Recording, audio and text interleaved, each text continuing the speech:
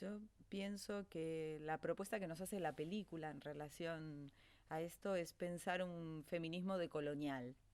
Y también una cuestión que aparece en la historia de Damiana. Damiana es una mujer que es secuestrada de niña por los colonos que masacran a su pueblo y a su familia, ¿no?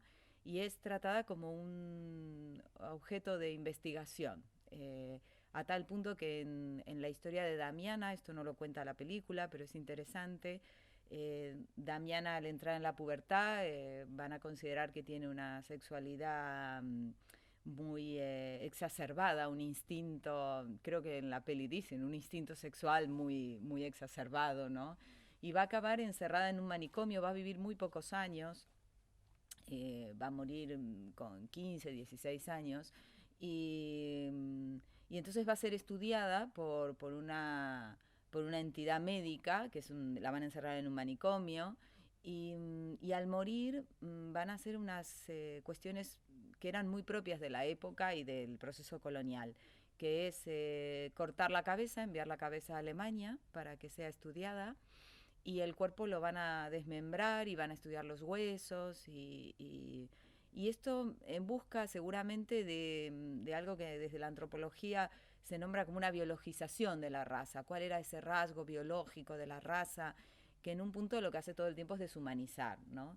La historia de Damiana también es la historia de la violencia sexual que se ejerció sobre las mujeres de los pueblos originarios, ¿no? Latinoamericanos. Y también el grupo H, que es al que pertenecía Damiana, tiene una característica que entiendo inquietaba mucho al colonizador, que es que la tez es más blanca. Entonces, creo que en esta mirada que hace nuestra protagonista Camila sobre la foto de Damiana, es una, es una mirada a un proceso constante de usurpación del cuerpo de las mujeres, de expoliación, de expropiación, de adueñamiento, como dice Rita Segato, del cuerpo de las mujeres. Y ella mira a Damiana y creo que ahí hay un reconocimiento de un linaje, ¿no?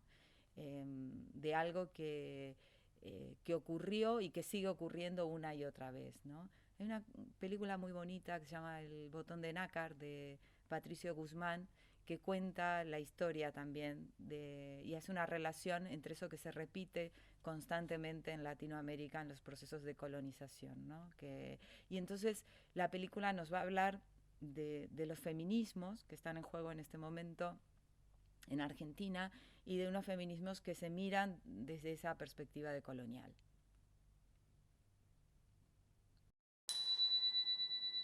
Yo creo que lo que está muy bien en la peli es cómo es la institución, no son solo las personas, ¿no? Franco puede decirle eso porque hay una institución que la va a condenar, es decir, que le va a traer problemas, hay unas familias que todavía esto no lo entienden bien, y cómo los hijos siguen siendo de las mujeres solamente. Se aborten, se tengan, parecería que él no tiene que dar cuenta, ¿no? De esta cuestión. El que está en entredicho es el cuerpo de las mujeres y sobre el que nosotras mismas no podemos decidir porque parece que no tuviéramos, ¿no? Esa capacidad de decisión o esa altura, qué sé yo, no sé cómo llamarlo, ¿no? Es muy curioso cómo cuesta entender que en la presencia, ¿no? De un posible hijo, ellos también tienen una responsabilidad. Pero es verdad que la señalada moralmente siempre somos las mujeres, somos las que estamos ahí. Y eso en la película se recoge bien y se recoge como un instrumento de dominación también, que es lo que le pasa a esta moza, ¿no? Que va a quedar señalada, ¿no? Porque ha abortado o no ha abortado. El aborto sucede en la sociedad. Otra cosa es si lo queremos nombrar o no. Va a suceder siempre, siempre ha sucedido. Entonces, que eso se haga en unas condiciones X por tu clase social es un poco o se penalice o se persiga. En Argentina ha habido un debate muy importante en relación a esto de pensar que es posible una maternidad a los 11 años, a los 10 años, ¿no? La violencia de hacer pasar a una niña por un proceso de embarazo.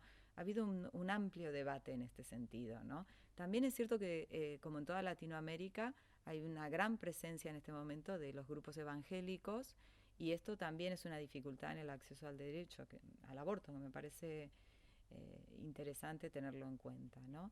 Se ve más atroz el aborto que el incesto. El incesto, bueno, parece que, primero parece que le pasa solo a un grupo social que normalmente se asocia a cierto nivel de vulnerabilidad o de exclusión, ¿no? O de carencia, cuando en realidad está presente en toda la sociedad y eso no se ve como atroz, ¿no? Si una chavalina queda embarazada de su tío o de su padre, es atroz que aborte, pero no lo que le ha pasado, ¿no? Es un poco una hipocresía o una doble moral que nos remite mucho al cuerpo de Damiana, que era la primera pregunta, ¿no? Cómo un cuerpo puede ser desmembrado, estudiado, como si no tuviera humanidad, y Damiana logró ser enterrada como una persona 114 años después. Lograron llevar sus restos desde Buenos Aires y desde Alemania, que era donde estaba su cabeza, 114 años después, ¿no? Es muy potente la relación que hay en la película, ¿no? Con los dos momentos históricos. Este tipo de colegios son instituciones un poco cerradas, es decir, yo como fui a uno, estas características los conozco, es decir, tú igual te pegas 15 años de la vida con la misma gente y cuando entra alguien nuevo, entonces esto llama mucho la atención, a ver de dónde viene, por qué a mitad de curso, por qué de esta manera, por qué lo otro, ¿no?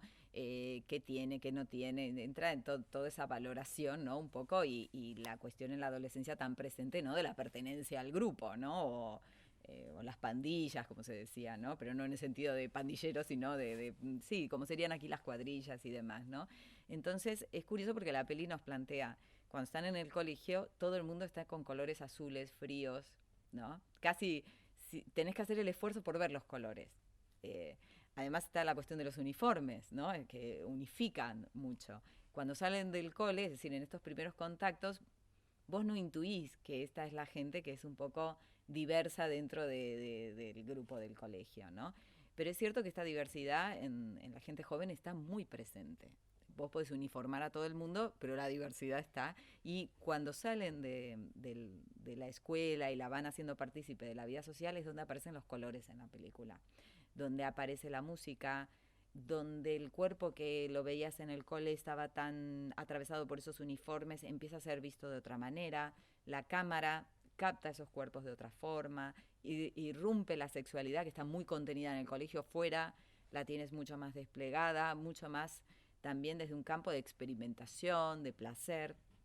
Entonces yo creo que esta recepción que hace quienes serán sus amigues, ¿no? Ahí esa recepción tienen que ver con captar algo diferente en ella, la nueva puede ser o pertenecer a ese grupo, ¿no? Más establecido de control, ¿no? Que controla, porque lo que hace Franco es controlar lo que ocurre a nivel del colegio, ¿no?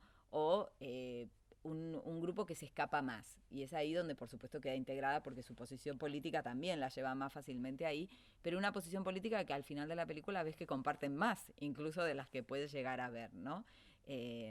Yo creo que en este pequeño colegio que Barrio Nuevo nos recrea, nos permite pensar otras instituciones y nos permite pensar en la sociedad, ¿no? Como cuando decimos, bueno, hay algo estructural que nos condiciona, nos sitúa en determinados lugares, desde lo simbólico nos nombra de una forma, es lo que vivimos en muchos otros lugares. Por eso, a pesar de que la película sea una película centrada en estos típicos géneros de pasaje a la edad adulta, creo que es una peli que logra llegar bien a todas las generaciones, porque todas las generaciones vivimos en instituciones que nos pasan estas cuestiones y donde vamos buscando, ¿no? Cuáles son las personas con las que podemos sintonizar o acordar mejor cuestiones políticas. Pero lo interesante es también ese punto de sororidad que despliegan, donde no todas tienen que ser amigas, para finalmente compartir esa violencia institucional donde la violencia sexual no queda penalizada, por ejemplo, no va a quedar nombrada, ¿no? Si lo piensas, Franco lo que hace es restituir cierta cuestión moralizante. Es decir, tú no, tú eres una tía que está disponible para los tíos en esta institución y intenta todo el tiempo, ¿no? En la agresión que comete sexual, intenta, ¿no?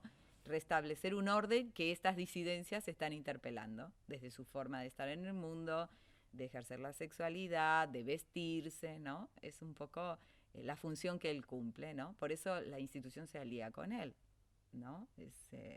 A la institución le preocupa el pañuelo verde, pero no tener un violador entre sus filas. Es un poco lo que me parece que está muy bien reflejado. Sí, la madre hace su propio camino, es verdad.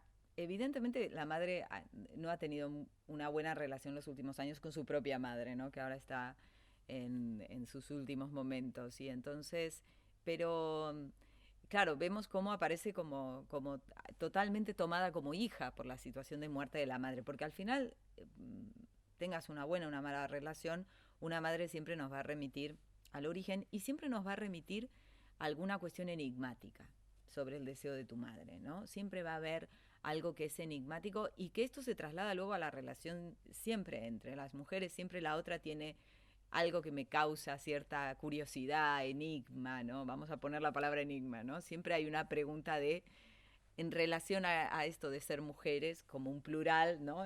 Dirigida a las otras. Entonces, eh, yo creo que Camila, no sé si llega a reconciliarse o no, pero sí de algún modo la saca del armario a su abuela, que es muy interesante con la escena del gatito, ¿no? Y que además se va construyendo a lo largo de toda la película esa escena y no te esperas bien qué va a pasar con el gatito, ¿no? El gatito está transversalmente a lo largo de toda la película porque es, eh, es es realmente algo que ocurre mucho cuando te acercas a la historia de las mujeres de tu familia. Es decir, ha sido tu abuela, pero de golpe la descubres como mujer. Ha sido tu madre, pero tu madre es una mujer, ¿no? E incluso esa madre que es una hija sobre la que Camila se permite ejercer cierta ira, termina resituando a Camila diciéndole, soy tu madre y quiero que me trates bien. Es decir, se vuelven a recomponer, una vez que se desenlaza, se vuelven a recomponer los papeles, de alguna forma, o los roles, y se hacen desde, por supuesto, relaciones de mucho amor. Incluso con esta abuela que hay enfado, hay amor en juego, ¿no? En el exceso verbal que ella comete con su madre, ese remordimiento te da idea, ¿no? De que hay amor en juego y está esas admiraciones cruzadas, ¿no? Que son interesantes, porque la abuela es una mujer también que ha sido una mujer que ha sacado el negocio familiar adelante, es decir, tiene su reconocimiento. Y ahí yo creo que los plásticos que aparecen en la película son un poco eso que no nos deja ver bien, pero que sabemos que hay algo debajo. Es también lo que acoge en algún momento, que hace como nido, ¿no? Creo que hay muchas metáforas en relación a la presencia de la abuela que nos permite, ¿no? Va a ser quien dé la herramienta para defenderse también en su momento. Es decir, la figura de la abuela esa persona que está ahí es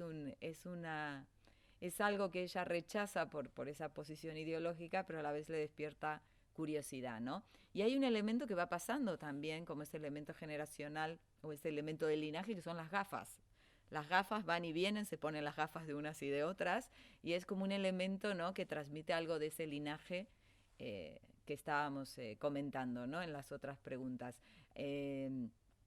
Son personajes complejos y permiten que tú deposites muchas lecturas sobre estos personajes porque no nos aclara demasiado la historia sobre los personajes. Nos da unas coordenadas, pero te permite, eso es lo que facilita que tú te puedas ver también en las situaciones, ¿no?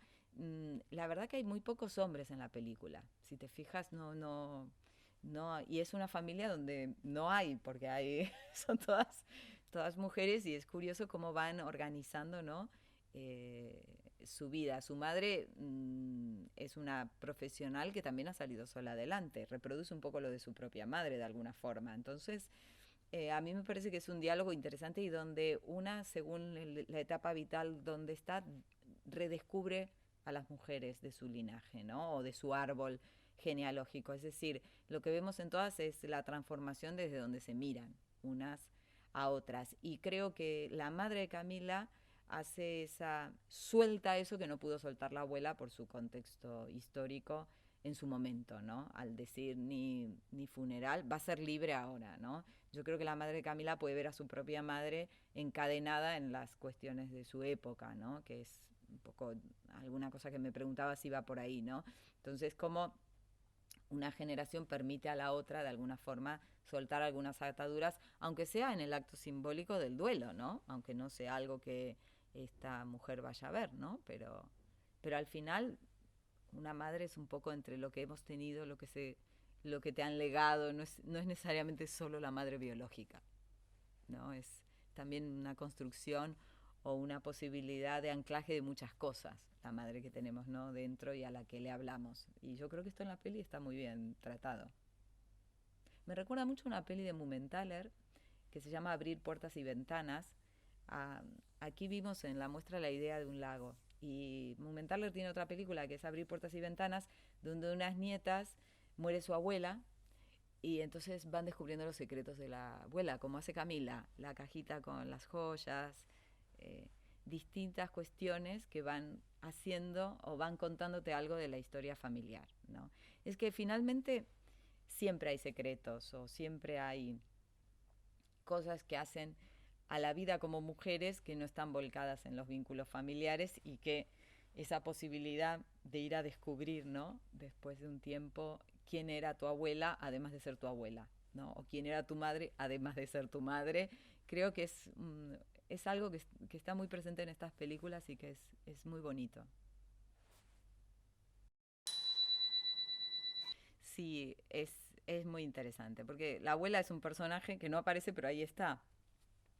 Y, y Camila hace descubrimientos en relación a su abuela, ¿no? Descubrimientos que además eh, la como que la nombran a ella también en su momento, ¿no? En sus elecciones, en su orientación sexual. Entonces ella dice, la abuela es una gorila. Una gorila representa, los gorilas en Argentina son quienes se posicionan como antiperonistas, son personas de una clase social X, acomodada, que rechazan, ¿no? Eh, que rechazan cierta cuestión popular. Eso es como ella ve a su abuela, ¿no? Pero en las fotos y en lo que va investigando en esta casa tapada con plásticos, ¿no? Va encontrando que su abuela tiene una posible vida paralela o algo de eso ella intuye que puede haber, ¿no? En la relación con la vecina, ¿no? Entonces yo creo, el personaje de la madre me parece un personaje chulísimo, me parece una madre muy actual que intenta no ser una colega, intenta ser una madre, intenta poner límites, que tiene esa capacidad de admirar a su hija, tiene esa capacidad de admirar a su hija porque también pertenece a generaciones que es verdad que atravesaron más opresiones o donde había cosas que no eran tan fáciles poder expresar y es verdad que han podido legarlas, ¿no? Han podido hacer esa transmisión para que la siguiente generación, que era un poco lo que comentaba al principio, ¿no? Para que nos encontremos ahora con unas hijas politizadas, activistas, ¿no? Que se revuelven contra las situaciones de discriminación y de violencia. Entonces esta trama generacional es muy interesante en la película porque es verdad que en Argentina hay el acceso de las mujeres a la universidad, al conocimiento, fue anterior que lo que pudo ocurrir aquí, ¿no? Mientras aquí se estaba en la posguerra y en la dictadura en Argentina, bueno, alternaban las dictaduras, ¿no?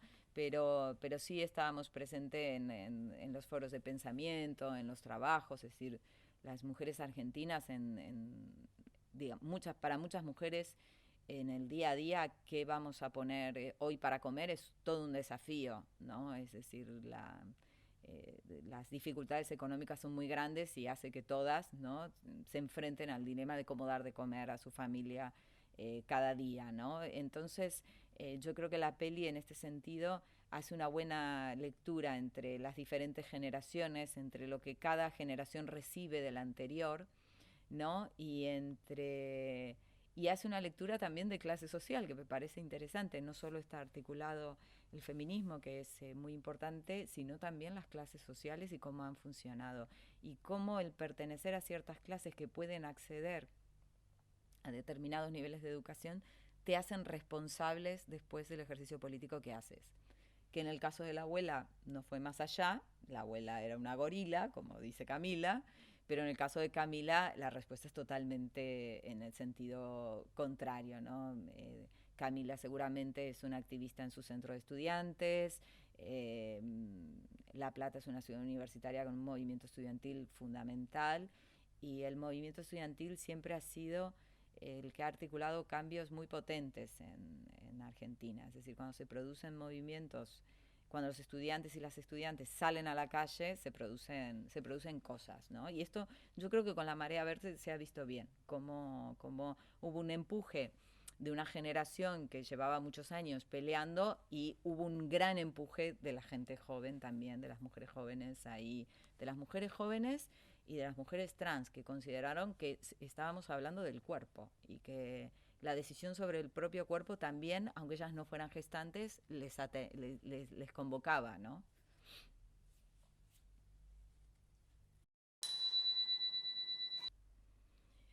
Pues no sé, a mí esta primera pregunta sobre Damiana me parece que es un texto que está presente en la película y que es interesante de tener presente. Pienso que es una buena pauta porque la última escena de la película, que replica la foto original, que no es la que vemos en la peli de Damiana. A Damiana se le hacen muchas fotos desnudas, y una es del torso hasta la cara. Entonces, Camila y Damiana terminan unidas, ¿no? En esta lucha un poco por disponer de su cuerpo, por hacer por la resistencia también, ¿no? A la dominación, que es un poco, leyendo estos días, una, una antropóloga argentina dice, así como se instala la pedagogía de la dominación de parte del colonizador, inmediatamente surgen las acciones de rebeldía. Y creo bueno, que esta vuelta tan interesante que está haciendo, por lo menos yo puedo decir, del feminismo de mi país, a buscar referentes más allá de lo que ha sido el movimiento de las mujeres europeos, sino buscar en las propias raíces cuáles han sido las formas, dan, dan pistas de cómo está en este momento la acción política de las mujeres. Hay una violencia que se ha denunciado esta semana, no, la semana pasada se han cumplido 7 años del Ni Una Menos. Hay una violencia que se ha hablado, que es el chineo, que tiene que ver con la violación de las mujeres de los pueblos originarios, y hay todo un grupo organizado denunciando esta situación, ¿no? De violación de niñas y mujeres de los pueblos originarios, que conecta directamente con eso, con ese proceso, ¿no? de colonización eh, que, que se dio, ¿no? Y con las consecuencias y el nivel de sangre y violencia, ¿no? Que se dieron en los siglos pasados. Entonces, esta cuestión circular que hace la película me parece que es muy importante tenerla en cuenta cuando vemos la peli.